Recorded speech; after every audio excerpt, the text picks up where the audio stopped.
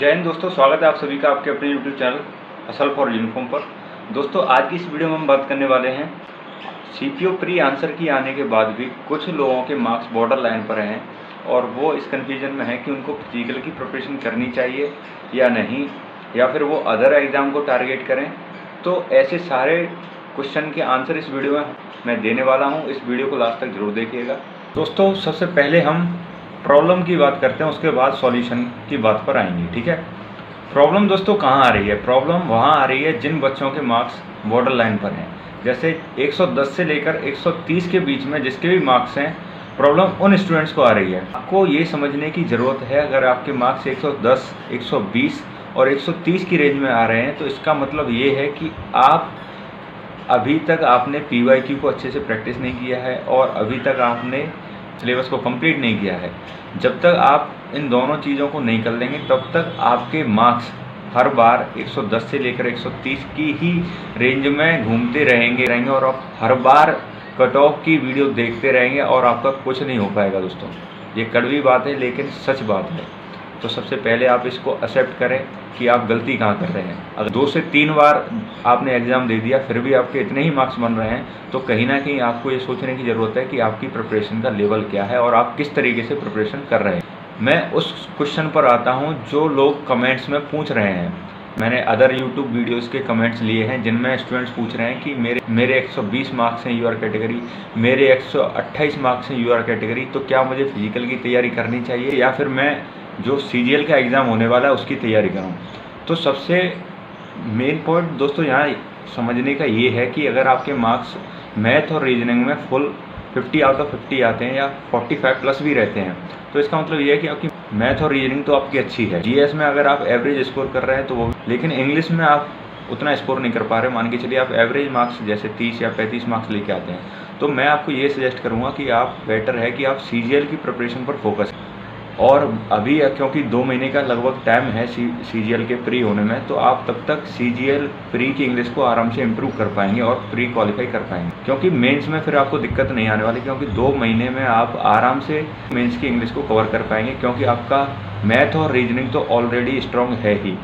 ठीक है दोस्तों, तो आपके लिए बेटर ये रहेगा कि अगर आप 130, 128 की रेंज वाले स्टूडेंट हैं तो आप बेटर है कि आप CGL प्री पर फोकस करें अगर आपका मैथ और रीजनिंग अच्छा है तो। अब कुछ स्टूडेंट ऐसे ही होंगे कि नहीं, हमें तो सिर्फ CPO की प्रिपरेशन सोच के तैयारी स्टार्ट करी थी, CPO ही हमारा टारगेट था, लेकिन हमारे मार्क्स 130 या 128 आ रहे हैं। अगर आपको लगता है कि आप इंग्लिश में अच्छा स्कोर कर सकते हैं मेंस में और आपके हो सकता है प्री में भी अच्छे मार्क्स हों, इंग्लिश में 40 प्लस मार्क्स हों, तो आप डेफिनेटली आपको फिजिकल की भी तैयारी करनी चाहिए और मेंस की भी तैयारी करनी चाहिए।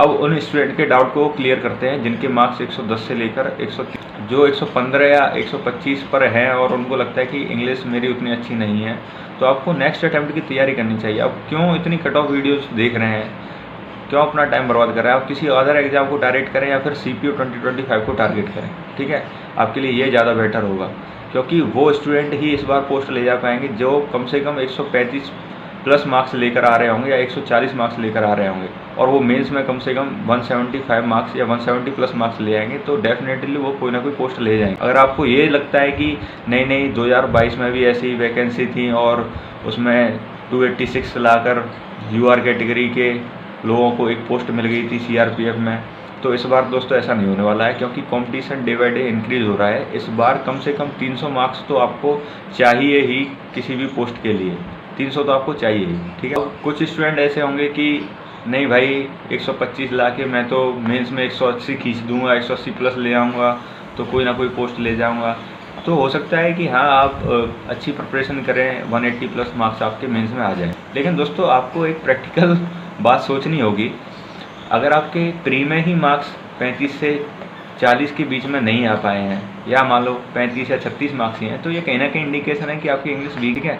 और अगर आपको इतना ही है अपने ऊपर कॉन्फिडेंस, तो आप कम से कम 4 या 5 मेंस के CPO के मॉक टेस्ट जो प्रीवियस ईयर में पेपर हुए हैं 2022, 23, 20 वाले, उनको आप लगा के अपने आप को एनालाइज कर लें कि आपका अभी मार्क्स कितने। अगर आपके पहले ही मॉक टेस्ट से मार्क्स 155 या 160 के आसपास हैं या 150 भी आ रहे हैं, तो कहीं ना कहीं चांसेस हैं कि आप स्कोर को इम्प्रूव कर पाएंगे 2-2.5-3 महीने में। लेकिन अगर आपके मार्क्स 130 के अराउंड घूम रहे हैं तो ये कोई प्रैक्टिकल थिंग नहीं है दोस्तों कि आप उसको इम्प्रूव कर पाएंगे 2.5-3 महीने में 180 प्लस के लिए। ठीक है, आपको प्रैक्टिकल सोचना होगा, क्योंकि कोर्स बेचने वाले टीचर्स तो आपको ये गारंटीड कर देंगे कि 2 महीने के कोर्स से 190 प्लस मार्क्स कैसे लाएं, हमारा कोर्स खरीदे आसानी से 190 प्लस मार्क्स पाएँ। ऐसा नहीं होता दोस्तों। ठीक है, आपको प्रैक्टिकल चीज़ें सोचनी होंगी। अगर आपके मार्क्स 150 प्लस आ रहे हैं, पहले ही PYQ आपने अटैम्प्ट किया, आपके मार्क्स उसमें 150 प्लस आ गए, तो ये इंडिकेशन है कि आप इम्प्रूव कर ले जाएंगे। 170 प्लस आप आराम से इम्प्रूव कर ले जाएंगे। तो आपको प्रैक्टिकल चीज़ों के बारे में ज़्यादा सोचना होगा। ठीक है, और ज़्यादा कट ऑफ वीडियोज़ के चक्कर में ना पड़ते हुए कट ऑफ की वीडियो के लिए आपको एक ही पर्सन पर रिलाई कर सकते हैं, शुभम सर पर। ठीक है, जो कि उन्होंने कट ऑफ की वीडियो अभी अपलोड कर भी दी है। आपने होपफुली आपने वो वीडियो देखी होगी। इसके अदर आपको कोई यूट्यूब की कट ऑफ वीडियो देखने की ज़रूरत नहीं है। दोस्तों अब बात करते हैं SC ST कैटेगरी के स्टूडेंट की। अगर आपके मार्क्स 115 से 125 की रेंज में भी है तो आपको फिजिकल की प्रिपरेशन और मेंस की प्रिपरेशन तो स्टार्ट करनी ही चाहिए। तो आशा करता हूँ आपके सारे डाउट्स क्लियर हुए होंगे। अगर फिर भी आपका कोई डाउट रह जाता है तो कमेंट सेक्शन में ज़रूर लिखें, मैं उसको कोशिश करूँगा नेक्स्ट वीडियो में आपके उस डाउट को क्लियर किया जाए। मिलते हैं नेक्स्ट वीडियो में। जय हिंद, जय भारत।